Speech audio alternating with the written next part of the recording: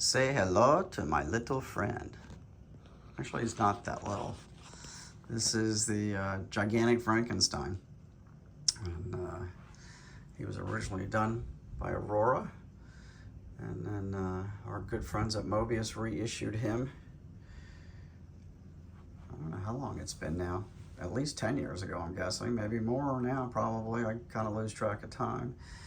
But this guy is not either one, believe it or not. There's a story behind him, and I had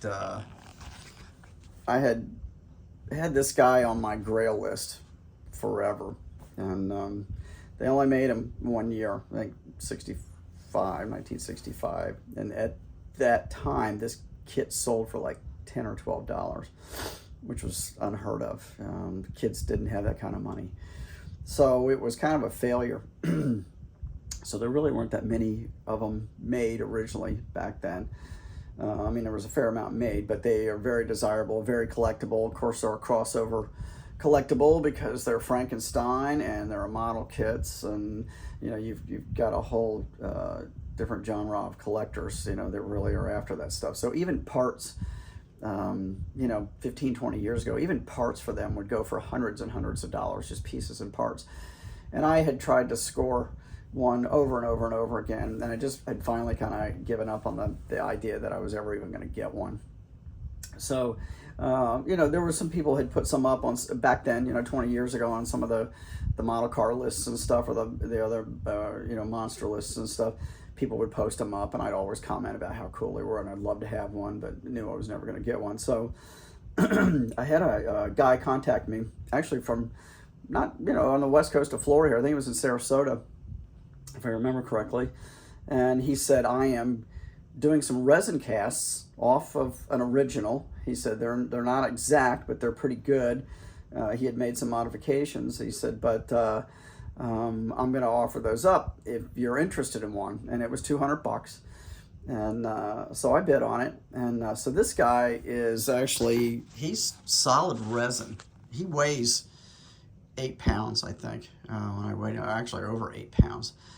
So, and he's not articulated like, you know, the ones that come in the kit. The arms move, and you know, and he doesn't have the rock that he was chained to. You know, that wasn't. There's some other things that were different, but at the time, I was so thrilled to get him. So, so he's all airbrushed up and hand brushed, and I put him in some Converse here, and I added real shoelaces.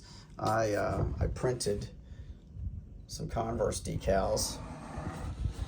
See, I hand painted all the stitching on his shoes, and then I did the Converse decals on the back so that he's got the proper logos on his shoes. And then I hand painted this on the back. I've always been a big Stray Cats fan, so I made him, he's a car guy, obviously, you know, so I made him part of the Stray Parts car club.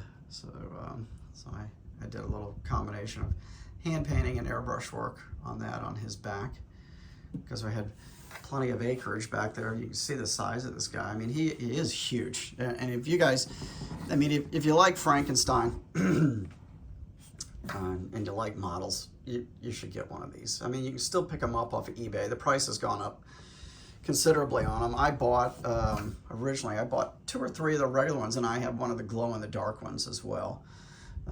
So, but I just, he's got the coolest face. You know, he's kind of a nice face. And the hands, I just, you know, I did some brush painting in all the little hairlines and stuff on his hands. And at the time, this was at that period of my life when I was painting shift knobs by the dozens and dozens and dozens and dozens, and he kind of came into my style of painting at that time, which I kind of have stuck with. I mean, I was dry brush and stuff, but I did him in much more muted colors. I forget the name of the paint I was using at that time. I think it was, God, it seems like it was made by Pactra, but it was a water-based. It was one of the early water-based paints, and they had all these monster colors that they came out with, and that's what I used on him. And so they're really muted tones, but I like the way they came out. And I kept him all, you know, in grays and black on his shirt and stuff too. So this guy only ever really made it out at Halloween for years. He's been kept in a tub. He's got a few little marks on him I need to touch up, and I just noticed he has a little rub on his head here. I've got to do a little bit of touch up. I dusted him off this morning really good with a paintbrush. He had a little bit of dust on him, but that's the cool thing with Halloween builds.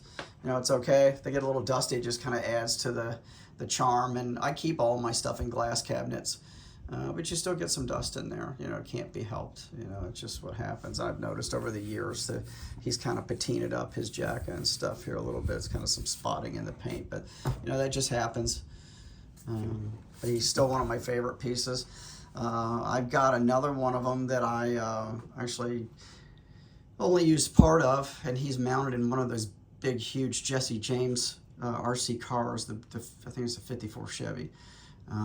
I'll have that one out here. I got to get that one down and clean it up, and I'll show you that one here sometime in the next week or two.